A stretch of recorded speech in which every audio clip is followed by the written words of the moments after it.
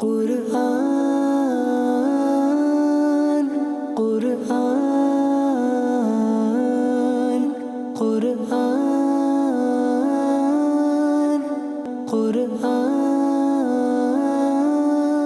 আলহামদুলিল্লাহি রাব্বিল আলামিন ওয়াসসালাতু ওয়াসসালামু আলা সাইয়্যিদিল মুরসালিন আম্মা বা'দ ফাআউযু বিল্লাহি মিনাশ শাইতানির রাজীম বিসমিল্লাহির রহমানির রহিম আসসালাতু ওয়াসসালামু আলাইকা ইয়া রাসূলুল্লাহ ওয়া আলা আলিকা ওয়া আসহাবিকা ইয়া হাবিবাল্লাহ আসসালাতু ওয়াসসালামু আলাইকা ইয়া নবিয়াল্লাহ ওয়া আলা আলিকা ওয়া আসহাবিকা ইয়া নূরাল্লাহ।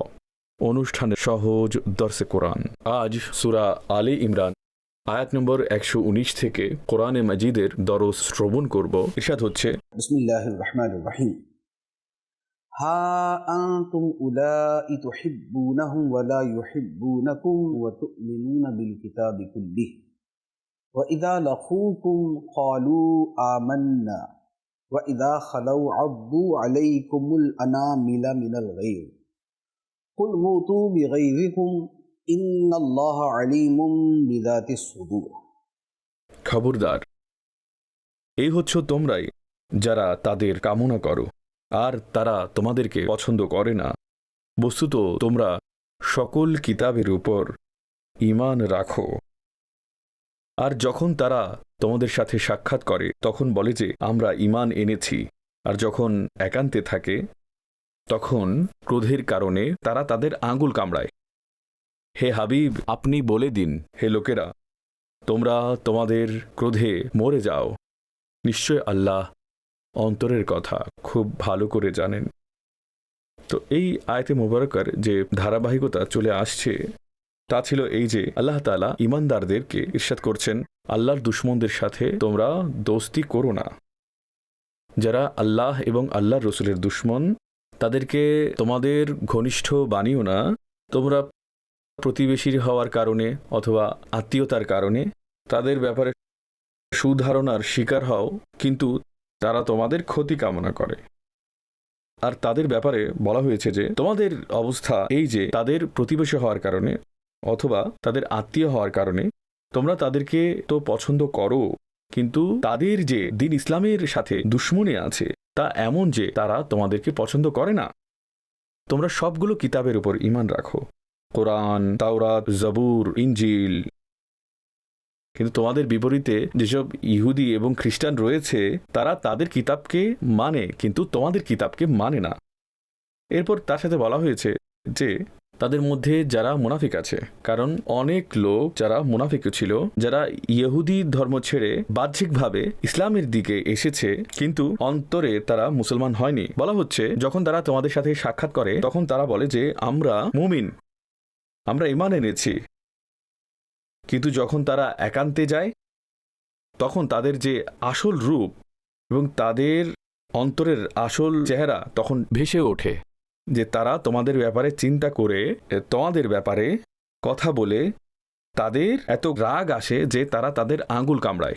যখন রাগের কারণে মানুষ যখন পাগল হয়ে যায় তখন সে তার আঙ্গুল চাবায়, সে নিজেকেই কামড়ায়। বলা হচ্ছে তারা তোমাদের দ্বীনের সাথে এত দুশমনী আছে এবং নবী আলাইহিস সালাতুস-সালামের প্রতি মাআযাল্লাহ এত ঘৃণা আছে যে তারা তোমাদের উপর রাগের কারণে আঙ্গুল কামড়ায় যখন একাকী থাকে। তো বলা হচ্ছে এই ধরনের লোক যারা আছে তোমরা তাদেরকে নিজের ঘনিষ্ঠ বানিও না, তাদেরকে তোমাদের বন্ধু করো না। এরপর নবী পাক সাল্লাল্লাহু আলাইহি সাল্লামকে বলা হচ্ছে যে এরা কোন ধরনের মুনাফিক, যারা আপনার ব্যাপারে, ইসলামের ব্যাপারে এই ধরনের বিদ্বেষমূলক আচরণ করে থাকে এবং তারা নিজের হিংসায় নিজেই জ্বলে পুড়ে যায়। বলা হচ্ছে হে হাবিব, আপনি এদের বলে দিন তোমরা তোমাদের রাগে মরে যাও, যে তোমাদের রাগের কারণে ইসলামের উপর এবং ইসলামের নবী সাল্লাল্লাহু আলাইহি ওয়াসাল্লামের উপর কোনো প্রভাব পড়বে না। আল্লাহর দ্বীন বাড়তে থাকবে, উন্নত হতে থাকবে এবং তোমরা তোমাদের রাগের কারণে নিজেকে ধ্বংস করবে। সুতরাং তোমাদের যদি এই রাগ ক্রোধে মরার ইচ্ছে থাকে তবে মরে যাও, এতে যদি পড়ে থাকার ইচ্ছে থাকে তবে পড়ে থাকো। এখন এরপর মুসলমানদেরকে আরো ওই মুনাফিকদের ব্যাপারে বলা হচ্ছে, ইন তামসাসকুম হাসানাতুন তাসুহুম ওয়া ইন তুসিবুকুম সাইয়্যাতুন ইয়াফরাহু বিহা وَإِن تَصْبِرُوا وَتَتَّقُوا لَا يَضُرُّكُمْ كَيْدُهُمْ شَيْئًا إِنَّ اللَّهَ بِمَا يَعْمَلُونَ مُحِيطٌ। হে মুসলমানেরা, যদি তোমাদের কোনো কল্যাণ হয় তবে তাদের খারাপ লাগে, আর যদি তোমাদের কোনো অকল্যাণ হয় তবে তারা তাতে খুশি হয়। আর হে মুসলমানেরা, যদি তোমরা ধৈর্য ধরো এবং তাকওয়া অবলম্বন করো তবে তাদের ধোঁকা তোমাদের কোনো ক্ষতি করতে পারবে না। নিশ্চয়ই আল্লাহ তাদের সকল কার্যাদিকে পরিবেষ্টন করে রেখেছেন। তো এখানে এদের আরও আচরণ নিয়ে বর্ণনা করা হচ্ছে যে মুসলমানদের সাথে তাদের যে শত্রুতা রয়েছে তা এত বেশি যে মুসলমানদের যদি কোনো কল্যাণ হয় তাদের খারাপ লাগে, আর মুসলমানদের যদি কোনো অকল্যাণ হয় তারা খুশি হয়, যেটা হচ্ছে দুশমনির একটি আলামত। তো তাদের এই আচরণ, তাহলে তোমরা তাদের কাছ থেকে দূরে থাকো এবং তার সাথে তোমরা শক্তভাবে ধৈর্যকে আঁকড়ে ধরো এবং তাকওয়া অবলম্বন করো, তবে এই লোকেদের চক্রান্ত তোমাদের কোনো ক্ষতি করতে পারবে না। বিষয়টা এমন ছিল যে যাদের এমন আচরণ থাকে তাদের বিরুদ্ধে তখন যুদ্ধ করা হতো, কিন্তু যারা প্রকাশ্যভাবে কলেমা পড়েছে, প্রকাশ্যভাবে কলেমা পড়ার কারণে তাদের বিরুদ্ধে যুদ্ধ ও জিহাদ করা যাবে না। তো বলা হচ্ছে তোমরা ধৈর্য ধরো এবং আল্লাহকে ভয় করো, আর তাদের সাথে লড়াই করার সময়ও আল্লাহর ভয়ের সীমাকে অতিক্রম করো না। তোমরা যদি তাকওয়া এবং পরহেজগারি অবলম্বন করো তবে আল্লাহ তোমাদের সাহায্যকারী হবেন এবং তাদের চক্রান্ত, ধোঁকাবাজি, তাদের ষড়যন্ত্র তোমাদের কোনো ক্ষতি করতে পারবে না। আর এতে এও জানা গেল যে যদি আমরা চিন্তা করে দেখি সারা দুনিয়াতে যতগুলো অমুসলিম শক্তি রয়েছে তাদের সামষ্টিক আচরণ অথবা চূড়ান্ত আচরণ মুসলমানদের সাথে এটাই থাকে, তারা শত্রুতা পোষণ করে। হতে পারে অনেক সময় প্রকাশ্যভাবে বিভিন্ন কারণে তাদের কথাবার্তা, তাদের ব্যবহার অন্যরকম মনে হতে পারে, কিন্তু এন্ড অফ দ্য ডে যেটা দেখা যায় সেটা অন্য কিছু। শত্রুতা, দুশ্মনী এটাই থাকে। আর মুসলমানদের কাজ হচ্ছে সবর করা, এবং এখানে সবর হচ্ছে সমস্ত অর্থে সবর করা। এক হচ্ছে নিজেকে কাবুতে রাখা, দ্বিতীয় হচ্ছে দিনের উপর অবিচল থাকা, তৃতীয়ত যদি সেখানে কোনো লড়াই হয়ে থাকে তবে নিজের জান কোরবান করে দেওয়া পর্যন্ত সবর করা। তো মুসলমানরা যদি সবর ও ধৈর্যকে নিজের অভ্যাসে পরিণত করে এবং আল্লাহর ভয়কে নিজের আলামত, নিজেদের নিদর্শন হিসেবে নিতে পারে, তবে দুশমনদের কোনো ষড়যন্ত্র তাদের কোনো ক্ষতি করতে পারবে না। আর একই কারণে মুসলমানদের অনেক ছোট ছোট একেবারে অল্প সংখ্যক লোকেরা বড় বড় দুশমনকে নাস্তা নাবুদ করে দিয়েছে। কাইসার এবং কিসরার বড় বড় সৈন্য বাহিনীকে হজরতে খালিদ বিন ওয়ালিদ, হজরতে সাদ বিন আবি ওয়াক্কাস, হজরত আমর ইবনুল আস, হজরতে ওবায়দা বিন জাররাহ রাদিয়াল্লাহু তাআলা আনহুম আজমাইন দের ছোট সৈন্যবাহিনী ধ্বংস করে দিয়েছে এবং মুসলমানরা বিজয় লাভ করেছে। তো এটা হচ্ছে আল্লাহর ওয়াদা, যেটা তখনও ছিল, যেটা এখনও আছে। আর এখনও যদি সবর এবং তাকওয়া মুসলমানদের জীবনের অংশ হয়ে যায় এবং মেজরিটি যদি এর উপর থাকে, তবে দুশমনদের চক্রান্ত, ষড়যন্ত্র এবং ধোঁকাবাজি কোনো ক্ষতি করতে পারবে না। এখন তারপরে আল্লাহ তাআলা দুটি যুদ্ধের অবস্থা বর্ণনা করছেন। এর মধ্যে একটি হচ্ছে যেটাতে মুসলমান ধৈর্যের উপর অবিচল থাকেনি এবং তার পরিণতি অন্যরকম হয়েছে। আর দ্বিতীয় যুদ্ধে মুসলমানরা সবর এবং তাকওয়াকে যথাযথভাবে আদায় করেছে, তো তার পরিণতি অন্যরকম হয়েছে। আল্লাহ তাআলা এই দুটোর ব্যাপারে বর্ণনা করছেন। ইরশাদ হচ্ছে وَإِذْ غَدَوْتَ مِنْ أَهْلِكَ تُبَوِّئُ الْمُؤْمِنِينَ مَقَاعِدَ لِلْقِتَالِ وَاللَّهُ سَمِيعٌ عَلِيمٌ। আর স্মরণ করো হে হাবিব, যখন সকালের সময়ে তুমি তোমার দরবার থেকে বের হয়ে মুসলমানদেরকে যুদ্ধের ময়দানে নির্দেশ মোতায়েন করছিলে এবং আল্লাহ সর্বশ্রোতা, সর্বজ্ঞ। এই যে লড়াইয়ের ময়দানে মোতায়েন করা, এর উদ্দেশ্য হচ্ছে গাজওয়ে উহুদের ঘটনা, যেখানে নবী পাক সাল্লাল্লাহু আলাইহি সাল্লাম সকালে নিজের ঘর থেকে বের হয়েছিলেন 15 শাওয়াল 3 হিজরি ও রবিবার উহুদ শরীফে পৌঁছলেন। আর সেখানে মুসলমানদের সৈন্যদের পেছনে একটি পাহাড়ি অংশ ছিল। নবী পাক সাল্লাল্লাহু আলাইহি সাল্লাম ওখানে সাহাবায়ে কেরামের একটি অংশকে সেখানে মোতায়েন করেছিলেন, 50 তীরন্দাজকে সেখানে মোতায়েন করেছিলেন। আর ইরশাদ করেছেন যা কিছুই হোক, জয় বা পরাজয়, তোমরা এখান থেকে সরবে না। নবী পাক সাল্লাল্লাহু আলাইহি ওয়াসাল্লাম তাদেরকে সেখানে মোতায়েন করেছিলেন। আচ্ছা, এটা তো যুদ্ধের একটা অংশ ছিল। দ্বিতীয় অংশ ছিল যে ইরশাদ হচ্ছে যে إذ همت طائفتان منكم أن تفشلا والله وليهما وعلى الله فليتوكل المؤمنون। যখন তোমাদের মধ্যে দুইটি দল ইচ্ছা পোষণ করল তারা কাপুরুষতা দেখাবে, আর আল্লাহ তাদের রক্ষাকারী ছিলেন, আর আল্লাহর উপরই মুসলমানদের ভরসা করা উচিত। দুটি দল কাপুরুষতা দেখানোর ইচ্ছা পোষণ করল। এ দ্বারা উদ্দেশ্য কি? ঘটনা ঘটল এটা যে নবী পাক সাল্লাল্লাহু আলাইহি ওয়াসাল্লাম যখন খবর পেলেন যে কুফফার হামলা করার জন্য একেবারে খুব কাছে চলে এসেছে, তখন নবী পাক সাল্লাল্লাহু আলাইহি ওয়াসাল্লাম সাহাবায়ে কেরামের সাথে পরামর্শ করলেন এদেরকে মোকাবেলা কিভাবে করতে হবে, অর্থাৎ মদিনায় থেকে করা হবে নাকি মদিনার বাইরে গিয়ে করতে হবে। তো আব্দুল্লাহ ইবনে উবাই এবং তার কিছু সাথী ছিল। আব্দুল্লাহ ইবনে উবাই সে ছিল মুনাফিকদের সর্দার ছিল। সে বলল যে মদিনায় থেকে মোকাবেলা করা হোক, কিন্তু অন্যান্য ব্যক্তিদের মতামত ছিল যে মদিনার বাইরে গিয়ে মোকাবেলা করা হোক।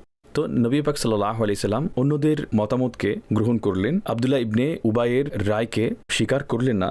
এতে সে নারাজ হয়ে গেল এবং সে খুব রাগান্বিত হয়ে গেল যে আমার কথা কেন শোনা হলো না। বস্তুত সে যে কলেমা পড়েছিল, তো উম্মতের কোন যোগ্যতা আছে যে সে তার নবীর সিদ্ধান্তের বিপরীতে অসন্তুষ্টি প্রকাশ করবে। তো সে একটা ষড়যন্ত্র করলো যে সৈন্যবাহিনী যখন মদিনা থেকে বের হবে তো একেবারে যুদ্ধের ময়দানে আমি আমার সাথীদেরকে নিয়ে ফিরে আসব।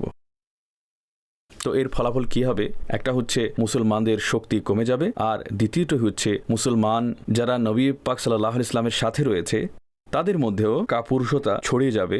তো তাদের মধ্যে এটা হবে যে আমাদের তো এতগুলো লোক ফিরে গেছে।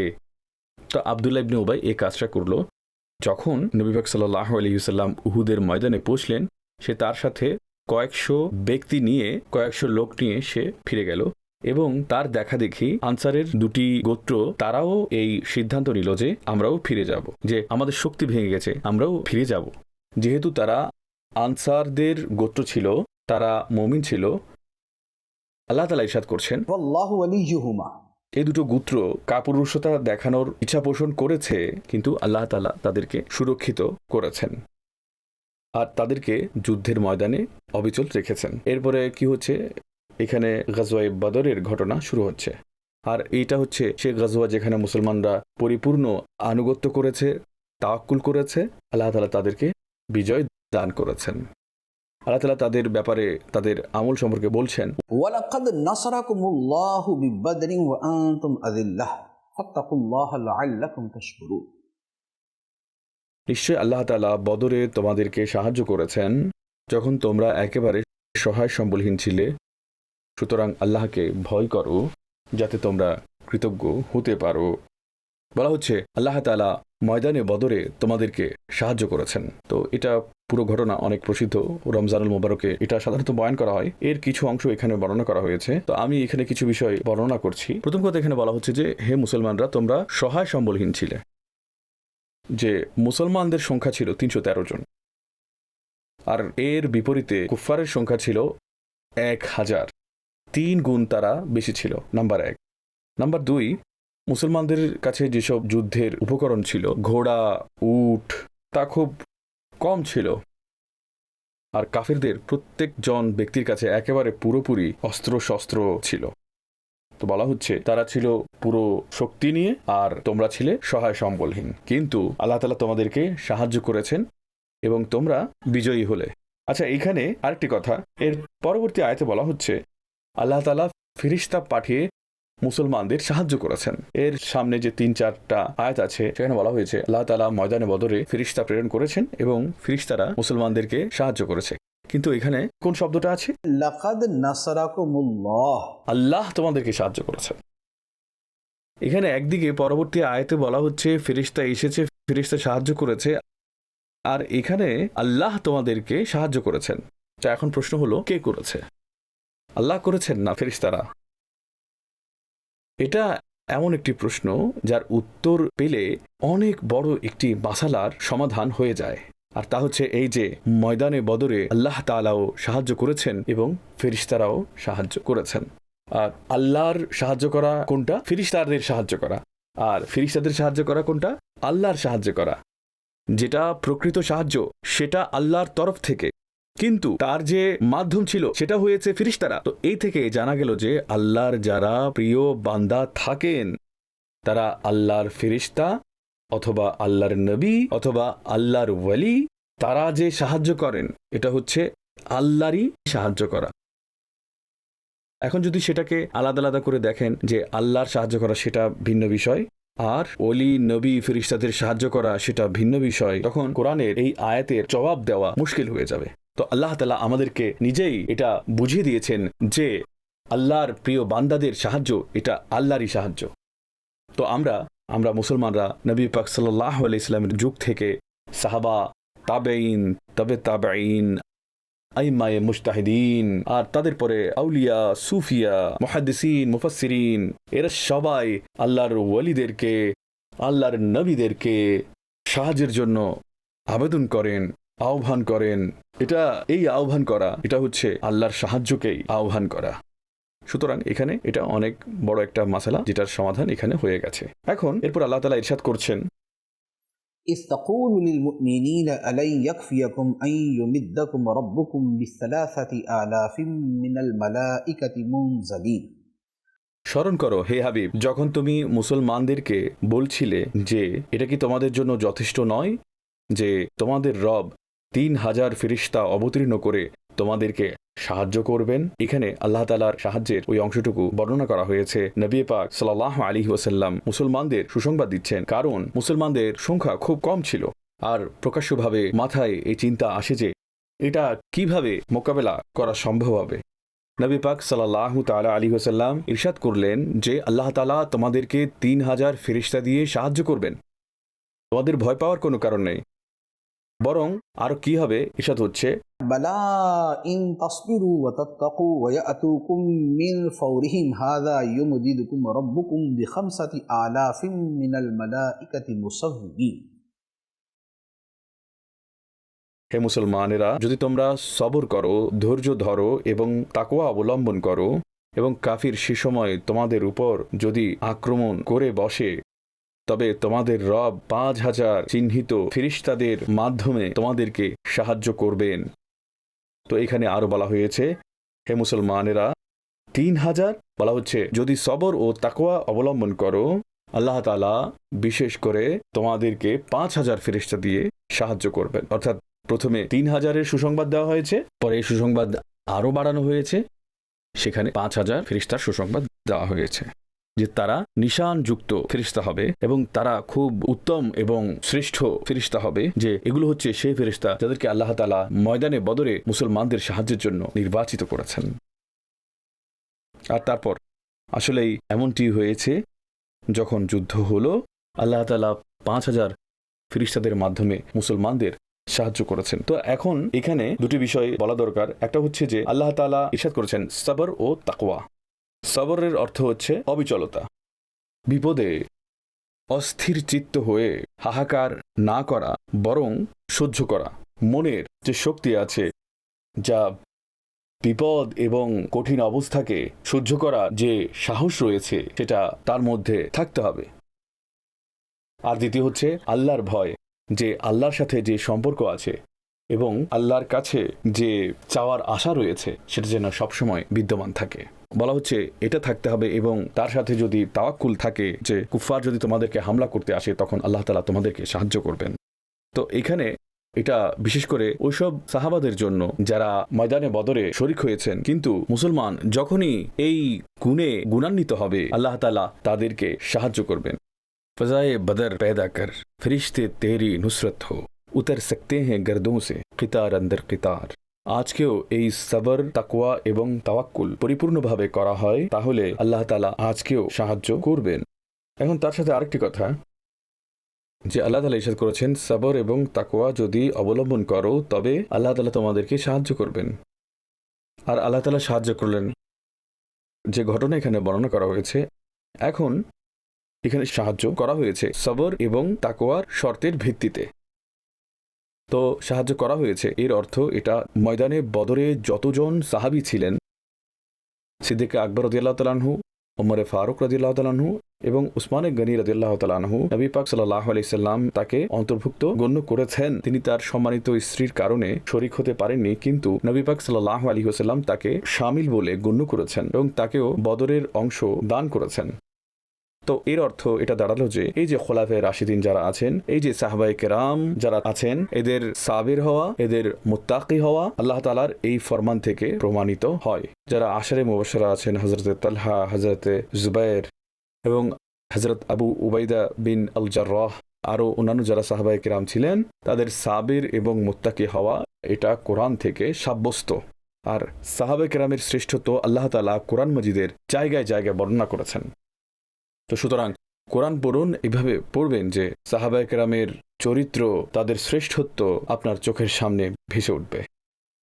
এরপর আল্লাহ তাআলা এই যে সাহায্য এবং নুসরাতের যে হিকমত আছে তা বর্ণনা করছেন। وما جعله الله إلا بشرى لكم ولتطمئن قلوبكم به وما النصر إلا من عند الله العزيز الحكيم। আর আল্লাহ তাআলা এই সাহায্য কেবল তোমাদের খুশির জন্য করেছেন, আর তা এজন্য যে যাতে তোমাদের অন্তরে স্বস্তি আসে। আর সাহায্য কেবল আল্লাহর তরফ থেকে আসে, যিনি হচ্ছেন মহান প্রজ্ঞার অধিকারী। বলা হচ্ছে আল্লাহ তাআলা এই যে ফেরেশতা অবতীর্ণ করেছেন, আল্লাহ তাআলা ফেরেশতা অবতীর্ণ করেছেন আর তিনি তোমাদের সাহায্য করেছেন। কেন? সেটা তোমাদের খুশির জন্য, হে সাহাবা, তোমাদের খুশির জন্য, এবং এই জন্য যে তোমাদের অন্তর যেন শান্ত হয়ে যায়। তো এতে জানা গেল যে সাহাবায়ে কেরামের খুশি এবং তাদের অন্তরের প্রশান্তি আল্লাহ তাআলা তা কত পছন্দ করেন যে এর কারণে আল্লাহ তাআলা আসমান থেকে ফেরেশতা নাজিল করেছেন। আর বলা হচ্ছে যে সাহায্য এবং নুসরত প্রকৃতপক্ষে আল্লাহর পক্ষ থেকে আসে।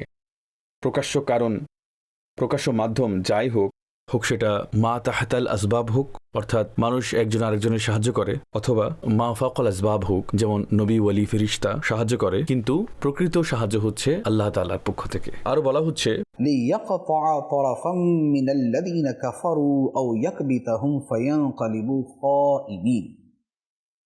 এই জন্য যে তারা কাফিরদের একটা অংশ ছিন্ন করবে অথবা তাদেরকে লাঞ্ছিত অথবা অপমানিত করবে, সুতরাং তারা ব্যর্থ হয়ে ফিরে যাবে। ইরশাদ হচ্ছে আল্লাহ তাআলা এই যে সাহায্য অবতীর্ণ করেছেন তার উদ্দেশ্য কি ছিল, তার হিকমত কি ছিল? মুসলমানদের খুশি, মুসলমানদের অন্তরে প্রশান্তি, আর তার বিপরীতে যারা কাফির রয়েছে তাদের বড় বড় সর্দারদের ধ্বংস হয়ে যাওয়া এবং তাদের একটা অংশ ছিন্ন হয়ে যাওয়া, তাদের অপমানিত হওয়া এবং তারা ব্যর্থ হওয়া, অসফল হয়ে ফিরে যাওয়া। সুতরাং সত্য যেন সমুন্নত হয় এবং মিথ্যা যেন দলিলের সাথে প্রকাশিত হয়ে যায়। এখন এরপরে পরবর্তী আয়াতে আরেকটি বিশেষ ঘটনা আছে যার প্রেক্ষাপটে এই আয়াতটি নাজিল হয়েছে। তার ওই প্রেক্ষাপটটা হচ্ছে যে একটি অঞ্চলের কাফির নবী পাক আলাইহিস সালাতু ওয়াস সালামকে এসে বলল যে আমাদেরকে কিছু মুসলমান আপনি প্রদান করুন, আমরা আমাদের এলাকার লোকদেরকে দিন শেখাবো, নামাজ শেখাবো, কোরআন শেখাবো। তো ওই যুগে যারা সাহাবায়ে কেরাম ছিলেন তারা মানুষকে দিন শেখাতেন। কাফিররা এসে বলল যে আমাদের সাথে কিছু সাহাবায়ে কেরামকে পাঠিয়ে দিন। নবী পাক সাল্লাল্লাহু আলাইহি সাল্লাম 70 সাহাবায়ে কেরামকে যারা কোরআন পড়তে জানতেন তাদের সাথে পাঠিয়ে দিলেন 70 জন। আর 70 জনকে পাঠানোর উদ্দেশ্য ছিল এই যে সেখানকার শিশু, বৃদ্ধ প্রত্যেক ব্যক্তি যেন কোরআন শিখতে পারে। কিন্তু হলো কি, এসব লোকেরা মূলত প্রতারণা করেছিল। এই 70 সাহাবে কেরাম মক্কায়ে মুকাররমা এবং উসফার নামের একটি এলাকা, এদের মধ্যকার একটি জায়গা ছিল বীরে মাউনা। অর্থাৎ যখন এই 70 সাহাবায়ে কেরাম সেখানে পৌঁছলেন, কাফিররা তাদের উপর হামলা করে তাদেরকে শহীদ করে দিলেন। এখন এত বড় ধোঁকা যে দিন ও তালিমের নাম দিয়ে তাদেরকে নিয়ে যাওয়া হলো এবং তাদেরকে শহীদ করে দেওয়া হলো। এই সকল 70 জন কারা? নবী পাক সাল্লাল্লাহু আলাইহি সাল্লাম কর্তৃক প্রশিক্ষণ প্রাপ্ত, যাকে আমাদের নবী কোরআন শিখিয়েছেন, দিন শিখিয়েছেন, কাজ শিখিয়েছেন। সরকারে দো আলম সাল্লাল্লাহু আলাইহি সাল্লাম এতে বড়ই কষ্ট পেলেন, দুঃখ পেলেন যে তার 70 জন প্রিয় সাহাবায়ে কেরাম শহীদ হয়ে গেলেন। তো তিনি ইচ্ছা করলেন যে এসব কাফিরদের বিরুদ্ধে যারা ধোঁকা দিয়েছে যে তিনি দোয়া করবেন। তো নবী পাক যদি দোয়া করতেন তবে তারা ধ্বংস হয়ে যেত। তো যখন নবী পাক সাল্লাল্লাহু আলাইহি ওয়াসাল্লাম দোয়ার জন্য চেষ্টা করলেন, তখন আল্লাহ পাকের তরফ থেকে এই ব্যাপারে নিষেধাজ্ঞা এলো। তো তার যে প্রভাব যা ছিল তা আল্লাহ তাআলা থামিয়ে দিয়েছেন। ইরশাদ হচ্ছে, লাইসা লাকা মিনাল আমরি শাইউন আও ইয়াতুবা আলাইহিম আও ইউআযযিবাহুম ফাইন্নাহুম যালিমুন। হে হাবিব, এই ব্যাপারে আপনার কোনো সম্পর্ক নেই। আল্লাহ যদি চান তাদেরকে তওবার তৌফিক দান করবেন, এবং যদি চান তবে তাদেরকে আযাবে নিক্ষেপ করবেন, যেহেতু তারা জালিম। তো নবী পাক সাল্লাল্লাহু আলাইহি সাল্লাম যে তাদের ধ্বংসকে চূড়ান্ত পর্যায়ে নিয়ে যাচ্ছিলেন, তার দোয়ার মাধ্যমে আল্লাহ তাআলা তাকে মানা করলেন। তো এর পেছনে কি হিকমত ছিল? প্রকাশ্যভাবে যদি দেখা হয়, তো এখানে ওই কাফিরদের বিরুদ্ধে দোয়া করাতে কোনো বাধা নেই। তারা জালিম ছিল, তারা ধোঁকাবাজ ছিল, তারা প্রতারক ছিল, তারা গাদ্দার ছিল, তারা খুনি ছিল, তারা ইসলামের তবলিগের পথ রুদ্ধকারী ছিল, নবী পাক সাল্লাল্লাহু আলাইহি ওয়াসাল্লামের সাথে মিথ্যা ওয়াদাকারী ছিল। তাদের প্রত্যেকটি আচরণ এইরকম যে কেবল তাদের বিরুদ্ধে দোয়া করা এতটুকু নয়। এমন পরিস্থিতিতে যদি আজকের যুগে এ ঘটনা ঘটত, তো এমন লোকেদের উপর হামলা করে তাদেরকে নিশ্চিহ্ন করে দেওয়া যেত। কিন্তু তারা এমন অপরাধ করেছে, একেবারে প্রত্যেকটি দিক থেকে তারা জুলুম করেছে। খোদ আল্লাহ তাআলা বলছেন যে ফাইন্নাহুম যালিমুন, কারণ তারা জালিম। কিন্তু অনেকগুলো ঘটনার পিছনে প্রকাশ্য আহকাম হিসেবে তা তো ঠিক আছে, যদি কেউ এমন আচরণ করে তবে তার বিরুদ্ধে দোয়া করা যেতে পারে, জালিমের বিরুদ্ধে দোয়া করা যায়। কোরআন হাদিসে এর অনেক ঘটনা বিদ্যমান আছে। আচ্ছা, তার সাথে এও রয়েছে যে যদি এই ধরনের জুলুম করা হয় তবে তার বদলা নেওয়ার অনুমতি রয়েছে। কোরআনে বলা হচ্ছে, ফামান ইতাদা আলাইকুম ফাতাদু আলাইহি বিমিসলি মা তাদা আলাইকুম। কিন্তু এই বিশেষ ঘটনায় আল্লাহ তাআলার কিছু এমন হিকমত ছিল যে তিনি তার হাবিব আলাইহিস সালাতু ওয়াস সালামকে ওই কাফিরদের বিরুদ্ধে দোয়া করতে মানা করেছেন। তো ফি নাফসিহি আকা করিম সাল্লাল্লাহু আলাইহি সাল্লামের তাদের বিরুদ্ধে দোয়া করা এবং এই সকল কাজ করা, এটা আকল, নকল এবং কোরআন সকল দলিল মোতাবেক সঠিক। কিন্তু আল্লাহ তাআলা তার হাবিব সাল্লাল্লাহু আলাইহি ওয়াসাল্লামকে যে হিকমত জানিয়ে দেন, আর যে হিকমত আল্লাহ তাআলার ইলমে রয়েছে, তার দিক থেকে আল্লাহ তাআলা এখানে নিষেধ করেছেন যে এই বিষয়টাকে আল্লাহর উপর ছেড়ে দিন। আপনি নিজেকে এই ব্যাপারে সম্পৃক্ত করবেন না। আপনি এই কষ্টের কারণে তাদের বিরুদ্ধে অনবরত দোয়া করতে থাকবেন, বরঞ্চ এই বিষয়টা আল্লাহর উপর ছেড়ে দেন। সব আল্লাহর মর্জি, যিনি মালিকুল মুলক খালিকে কুল, এটা তার মর্জি। তিনি যদি চান তাদেরকে তওবার সুযোগ দেবেন অথবা তাদেরকে আযাব দেবেন। সুতরাং এই বিষয়টি তার উপর ছেড়ে দেন। তো নবী পাক সাল্লাল্লাহু আলাইহি ওয়াসাল্লামকে আল্লাহ তাআলা খুবই সুন্দর হুকুম দিয়েছেন। তো রাহমাতুল আলামিন সাল্লাল্লাহু তাআলা আলাইহি ওয়াসাল্লাম এই ব্যাপারে নীরবতা অবলম্বন করলেন। তো এটা হচ্ছে এই পুরো ঘটনার প্রেক্ষাপট, এবং সে কারণে এই আয়াতে মুবারাকা অবতীর্ণ হয়েছে। এরপর ইরশাদ হচ্ছে, ওয়ালিল্লাহি মা ফিস সামাওয়াতি ওয়া মা ফিল আরদ ইয়াগফিরু লিমান ইয়াশাউ ওয়া ইউআযযিবু মান ইয়াশাউ ওয়াল্লাহু গফুরুর রহিম। আর আল্লাহরই যা কিছু আসমানে রয়েছে এবং যা কিছু জমিনে রয়েছে, যাকে চান তিনি ক্ষমা করেন এবং যাকে চান তিনি আযাব দেন। আর আল্লাহ ক্ষমাশীল, দয়াবান। তো এখানে এক ধরনের হিকমতের দিকে ইশারা করা হয়েছে যে আসমান এবং জমিনের মালিক আল্লাহ। সুতরাং তিনি তার বান্দাদের ব্যাপারে কার ব্যাপারে কি ফয়সালা করবেন, এটা কেবল তার এখতিয়ার। দ্বিতীয় বিষয়, আল্লাহ যাকে চান আযাব দেবেন, যাকে চান ক্ষমা করে দেবেন। সুতরাং যদি প্রত্যেক কাফিরকে তার ভুলের কারণে যদি ধ্বংসই করে দেওয়া হয়, তবে কোনো কাফিরই মুসলমান হতে পারবে না। কুফর তার ধ্বংসের কারণ হবে। কিন্তু আল্লাহ তাআলা যে সমগ্র সৃষ্টির নিয়ম নির্ধারণ করেছেন, যে তাকওয়িনি যে ব্যবস্থাপনা তিনি চালাচ্ছেন, আল্লাহ তাআলা সর্বজ্ঞ। তিনি তার হিকমতকে অধিক জানেন। তিনি তার দিক থেকে যাকে চান তওবার তৌফিক দান করে ক্ষমা করে দেন, অথবা যাকে চান তাকে তার কুফরে ছেড়ে দেন এবং তার কারণে তাকে আযাব দেন। হ্যাঁ, আল্লাহ তাআলা ক্ষমাশীল, দয়াবান। যে তার কলমা পড়বে, যে তাকে মান্য করবে। এখন এরপরে আরো কিছু আহকাম বর্ণনা করা হচ্ছে। এই আহকামগুলো হচ্ছে মুসলমানদেরকে সুদের ব্যাপারে দেওয়া হয়েছে। সুদের বিষয়টি এটা খুবই সুস্পষ্ট। সুদ ইসলামে হারাম। নবী পাক সাল্লাল্লাহু আলাইহি ওয়াসাল্লাম এবং কোরআনে পাকে এর নিষিদ্ধ হওয়ার ব্যাপারে সুস্পষ্টভাবে বর্ণনা করা হয়েছে।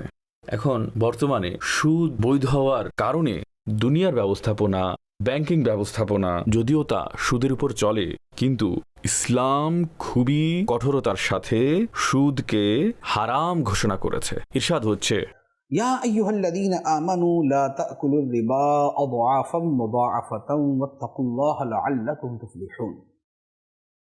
হে ঈমানদারগণ, চক্রবৃদ্ধি হারে তোমরা সুদ খেও না এবং আল্লাহকে ভয় করো এই আশায় যে যাতে তোমরা সফল কাম হও।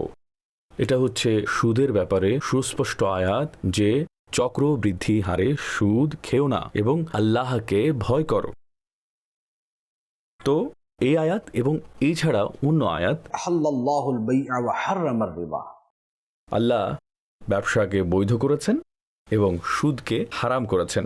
এই ধরনের অনেকগুলো আয়াত রয়েছে যেখানে সুদকে সুস্পষ্টভাবে হারাম ঘোষণা করা হয়েছে। আচ্ছা, চক্রবৃদ্ধি হার সুদ হচ্ছে এইরকম, কোন ব্যক্তি আরেকজনকে 1 লাখ টাকা দিয়েছে আর তাকে বলল যে তুমি এর উপরে মাসে 5,000 টাকা সুদ দেবে। তো এখন নির্ধারিত সময়ের মধ্যে সে যদি ঋণ পরিশোধ করতে না পারে, তখন তাকে বলবে যে আগে তুমি 5,000 টাকা দিতে, এখন 10,000 টাকা দেবে। এটা হচ্ছে দ্বিগুণ করে দেওয়া। এটা হচ্ছে চক্রবৃদ্ধি হার। কিন্তু এর অর্থ এই নয় যে কেবলমাত্র এই ধরনের সুদ হারাম। চক্রবৃদ্ধি হারের সুদ তো অবশ্যই হারাম, কিন্তু সিম্পল ইন্টারেস্ট থাকে সেটা জায়েজ হবে এমনটি নয়। সুদ হচ্ছে এরকম, সে এই টাকা নিয়েছে, এখন এর উপরে এত টাকা সুদ দেবে, এটাও হারাম। আর আদায় না করার কারণে যে দ্বিগুণ করা হয়েছে সেটাও হারাম। এরকম কোনো কথা নয় যে যেটা ডবল করা হয়েছে সেটাও হারাম, এটা সিঙ্গল করা হয়েছে সেটা জায়েজ হবে। তো অনেক এরকম আশ্চর্য ধরনের লোক দুনিয়াতে পাওয়া যায় যারা সুদের সমর্থন করে। তারা আয়াতের অর্থ বদলে দেয়। তারা বলে যে চক্রবৃদ্ধি হারে সুদ সেটা হারাম, অন্যটার ক্ষেত্রে কোনো সমস্যা নেই। তো সুদ ইসলামে অকাট্যভাবে হারাম, এমন হারাম কেউ এর হারাম হওয়াকে অস্বীকার করলে সে কাফির। তো এখন এই সুদের ব্যাপারে আরো ইরশাদ করা হচ্ছে, واتقوا النار التي أعدت للكافرين। এবং সেই আগুনকে ভয় করো যা কাফিরদের জন্য তৈরি করা হয়েছে। এটাও সুদের ব্যাপারে বলা হয়েছে যে সুদ খেও না এবং জাহান্নামের আযাব থেকে বেঁচে থাকো, যা মূলত কাফিরদের জন্য তৈরি করা হয়েছে। কিন্তু সুদখোরকেও জাহান্নামে যেতে হবে। পার্থক্য হচ্ছে এই যে সুদকে হালাল মনে করেছে সে কাফির হয়ে যাবে এবং সে চিরদিন জাহান্নামে থাকবে। আর যে সুদকে হারাম মনে করে খেয়েছে, সুতরাং সে কবিরা গুনাহ সম্পাদন করেছে, তো সেও জাহান্নামে যাবে, কিন্তু কখনো না কখনো সে নাজাত পাবে। কিন্তু কতদিন জাহান্নামে থাকবে তার কোনো ঠিক ঠিকানা নেই। এটা হচ্ছে আল্লাহ তাআলার মর্জি এবং মশিয়তের উপর নির্ভরশীল। এখন এরপর ইরশাদ হচ্ছে, وأطيعوا الله والرسول لعلكم ترحمون। এবং আল্লাহ ও রসুলের আনুগত্য করো যাতে তোমাদের উপর দয়া করা হয়। এটা ওই একই ঘটনার ক্ষেত্রে বলা হয়েছে, আল্লাহ ও রসুলের আনুগত্য করো প্রত্যেকটি হুকুমে। যদি তোমরা আল্লাহর রহমত এবং দয়া পেতে চাও তবে প্রত্যেক অবস্থায় আল্লাহ তাআলার আনুগত্য করো। এবং এই যে সুদের আহকাম আল্লাহ তাআলা দিয়েছেন এবং গুনাহ থেকে বাঁচার আহকাম তিনি দিয়েছেন, এক্ষেত্রেও তোমরা আনুগত্য অবলম্বন করো। এখন এরপরে বলা হচ্ছে, وسارعوا إلى مغفرة من ربكم وجنة عرضها السماوات والأرض أعدت للمتقين। তোমার রবের ক্ষমা এবং ওই জান্নাতের দিকে দ্রুতগামী হও যার প্রশস্ততা আসমান ও জমিনের সমান, তা পরহেজগারদের জন্য তৈরি করা হয়েছে। এখানে রবের ক্ষমা এবং জান্নাতের দিকে দ্রুত যাওয়ার হুকুম দেওয়া হয়েছে যে তাড়াতাড়ি যাও আল্লাহর রহমতের দিকে, আল্লাহর ক্ষমার দিকে এবং জান্নাতের দিকে। এটা কি ধরনের তাড়াতাড়ি? ঈমান আনার ক্ষেত্রে তাড়াতাড়ি, নেকি করার ক্ষেত্রে তাড়াতাড়ি, নামাজের ক্ষেত্রে, রোজার ক্ষেত্রে, আল্লাহর পথে ব্যয় করার ক্ষেত্রে, অন্যের সাথে সদাচরণ করতে, স্বামী স্ত্রীর হক আদায় করার ক্ষেত্রে, শিশুর লালন পালনে, নফল পড়ার ক্ষেত্রে, মানুষের কল্যাণ করার ক্ষেত্রে যতগুলো নেকির কাজ রয়েছে দ্রুততা করতে হবে যে এগুলো জান্নাতের দিকে নিয়ে যাবে। এটা ক্ষমার একটি মাধ্যম হবে। এবং জান্নাত কিরকম বলা হচ্ছে, এর যে প্রশস্ততা সেটা আসমান ও জমিনের বরাবর। সকল আসমান ও জমিন যদি সমান করে দেওয়া হয় তো এর যতটুকু আয়তন হবে, তো বলা হচ্ছে জান্নাত ততটুকু বড়, এত প্রশস্ত জান্নাত। তো বলা হচ্ছে এই জান্নাত কার জন্য? মুত্তাকিনদের জন্য তৈরি করা হয়েছে। তো মুত্তাকিন কারা? বলা হচ্ছে الذين ينفقون في السراء والضراء والكاظمين الغيظ والعافين عن الناس والله يحب المحسنين। যারা সচ্ছল এবং অসচ্ছল অবস্থায় আল্লাহর পথে ব্যয় করে এবং রাগ সংবরণকারী এবং মানুষকে ক্ষমাকারী, আর আল্লাহ নেককার লোকেদের ভালোবাসেন। জান্নাত মুত্তাকিদের জন্য, এবং মুত্তাকি কারা? এমনিতে তো যারা আল্লাহকে ভয় করে তারা মুত্তাকি, এটা হচ্ছে মুত্তাকি সংজ্ঞা। কিন্তু মুত্তাকির যেসব গুণাবলী বর্ণনা করা হয়েছে যে আল্লাহকে ভয়কারী হচ্ছে তারা যারা সচ্ছল অথবা অসচ্ছল অবস্থায় আল্লাহর পথে অবশ্যই ব্যয় করে। এমন নয় যে টাকা পয়সা অনেক আছে তখন খরচ করে, বরং অল্প কিছু টাকা থাকলেও তখনও তারা আল্লাহর পথে ব্যয় করে। দ্বিতীয় নম্বরে রাগ সংবরণকারী এবং মানুষকে ক্ষমাকারী, এটা হচ্ছে মুত্তাকি ব্যক্তির পরিচয়। যারা আল্লাহকে ভয় করে তারা মানুষের হক আদায় করে যাতে আল্লাহ তাদের পাকড়াও না করেন। যারা আল্লাহকে ভয় করেন তারা মুত্তাকি, তারা তাদের মধ্যে রাগ সংবরণ করা এবং মানুষকে ক্ষমা করার অনুপ্রেরণা থাকে, এবং এর সাথে হচ্ছে আল্লাহ নেককারদেরকে ভালোবাসেন। তাদের পরিচয় আরো বর্ণনা করা হচ্ছে, ইরশাদ হচ্ছে والذين إذا فعلوا فاحشة أو ظلموا أنفسهم ذكروا الله فاستغفروا لذنوبهم ومن يغفر الذنوب إلا الله ولم يصروا على ما فعلوا وهم يعلمون। আর সেই সব লোক তারা যখন কোনো অশ্লীলতা সংঘটন করে অথবা নিজেদের প্রাণের উপর জুলুম করে তারা আল্লাহকে স্মরণ করে তাদের গুনাহের ক্ষমা প্রার্থনা করে, আর আল্লাহ ব্যতীত কে গুনাহ ক্ষমা করতে পারে। আর এইসব লোকেরা জেনে বুঝে তাদের মন্দ কাজকে প্রকাশ করে না। এটা হচ্ছে তাদের আরও অতিরিক্ত পরিচয় যে তারা যদি কোনো ধরনের অশ্লীলতা সম্পাদন করে ফেলে অথবা নিজেদের উপর জুলুম করে, তারা আল্লাহকে স্মরণ করে তাদের গুনাহ ক্ষমা চাওয়ার জন্য দোয়া করে যে মওলা আমাদের ভুল হয়ে গেছে, আমাদেরকে ক্ষমা করে দাও। তো বলা হচ্ছে কে আছে গুনাহকে ক্ষমা করতে পারে? আল্লাহই তো গুনাহকে ক্ষমা করতে পারেন। তো বলা হচ্ছে এই যে মুত্তাকি যারা রয়েছে তারা তাদের মন্দ কর্মের উপর অবিচল থাকে না। এই যে গুনাহ করে যাচ্ছে এরকম লোকেরা মুত্তাকি নয়। মুত্তাকি হচ্ছে ওইসব লোক যারা গুনাহ যদি হয়ে যায় ইস্তিগফার করবে, তওবা করবে। তো এখন এই যারা মুত্তাকি রয়েছে তাদের প্রতিদান কি হবে? ইরশাদ হচ্ছে সুবহানাল্লাহ, أولئك جزاؤهم مغفرة من ربهم وجنات تجري من تحتها الأنهار خالدين فيها ونعم أجر العاملين। তারা হচ্ছে ওইসব লোক যাদের প্রতিদান হচ্ছে তাদের রবের পক্ষ থেকে ক্ষমা এবং সেসব জান্নাত যাদের তলদেশে নদী প্রবাহিত। এসব লোক চিরদিন সেই জান্নাতে অবস্থান করবে এবং সৎ কর্মশীলদের জন্য কতই না ভালো প্রতিদান রয়েছে। এটা হচ্ছে মুত্তাকিনদের প্রতিদান আল্লাহর তরফ থেকে, ক্ষমা, জান্নাতের বাগান, সেখানে নদী প্রবাহিত, তারা সেখানে চিরদিন থাকবে, তাদেরকে সর্বশ্রেষ্ঠ প্রতিদান দেওয়া হবে। আল্লাহ তাআলা আমাদেরকে সুন্দর গুণে গুণান্বিত হওয়ার তৌফিক দান করুন। আমিন বিজাহিন নবিল আমিন সাল্লাল্লাহু আলাইহি ওয়া আলিহি ওয়াসাল্লাম। কুরআন কুরআন কুরআন কুরআন